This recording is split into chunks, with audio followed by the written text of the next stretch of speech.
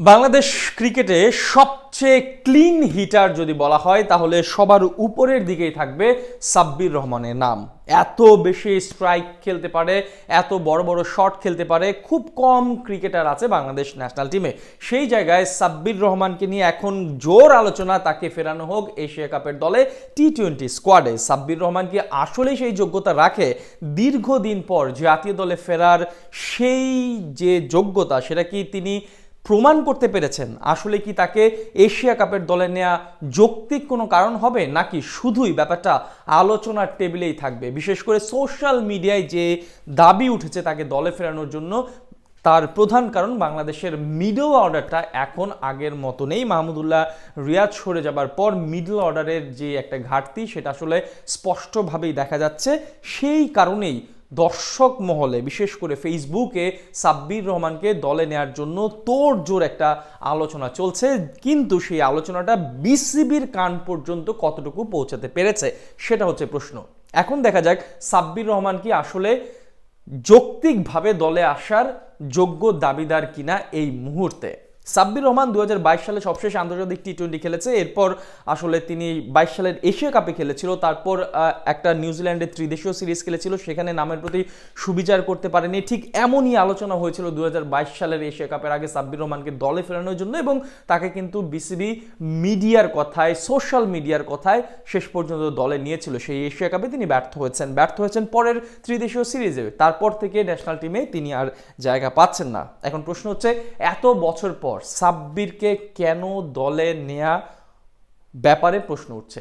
কারণ Sabbir Rahman clean heater, তার মতো স্ট্রাইক খেলতে পারা ক্রিকেটার বাংলাদেশ টিমে খুবই কম আছে। বড় বড় শট খেলতে পারেন।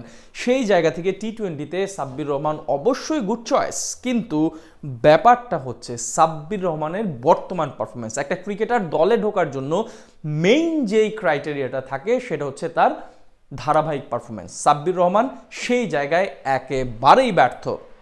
বিপিএলে, সবশেষ বিপিএলে একটা 80+ ইনিংস খেলেছেন, এরপর 3টা ইনিংস খেলেছেন 20 রানের বেশি, অর্থাৎ 20+ ইনিংস। এর বাকি সবগুলো ইনিংসেই কিন্তু তিনি ব্যর্থ ছিলেন। তার মানে তিনি কিন্তু ধারাবাহিকভাবে বিপিএলে পারফরমেন্স করতে পারেননি। এরপর ঘরোয়া লিগগুলোতে খুবই ব্যর্থতার সাথে নিজেকে মেলে ধরেছেন। তিনি আসলে তার নামের প্রতি সুবিচার করতে পারেননি। সো পারফরমেন্সের বিচারে যদি আপনি চিন্তা করেন, সাব্বির রহমানের জায়গা বাংলাদেশ টিমে কোনোভাবেই হতে পারে না।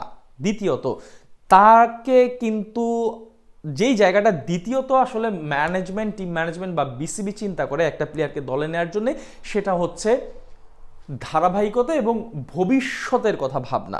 ভবিষ্যৎ যেই ক্রিকেটার লং টার্ম সার্ভিস দিতে পারে এমন ক্রিকেটারকে তারা নর্মালি দলের চিন্তা ভাবনায় রাখা হয়। সাব্বির রহমান 33 বছর বয়স, দীর্ঘদিন ধরে দলের বাইরে, ফিটনেসের একটা বাজে অবস্থা রয়েছে।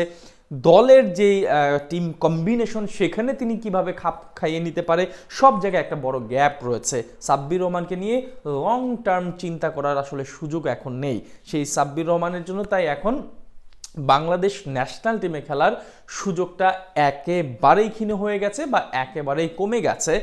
মিডল অর্ডারে যেই প্রশ্নটা উঠছে তাকে দলে নেওয়ার জন্য, সেই জায়গায় আসলে সম্ভাবনার জায়গায় একেবারে শূন্য অবস্থানে রয়েছে সাব্বির রহমান। কারণ তিনি খুব বেশি দিন আর খেলতে পারবেন না।